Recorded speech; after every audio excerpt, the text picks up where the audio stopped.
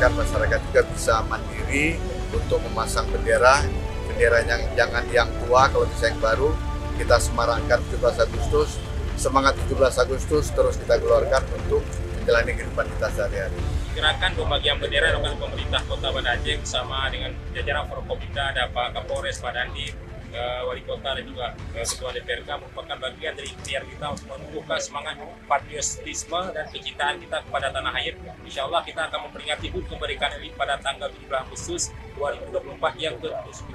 Harapannya lah bagaimana masyarakat bisa mengibarkan seluruh bendera di rumah-rumahnya juga di sepanjang jalan agar menunjukkan bahwa kita adalah cinta kepada Indonesia. Ini bawa oleh-oleh dari Banda Aceh ke Pulau Jepang.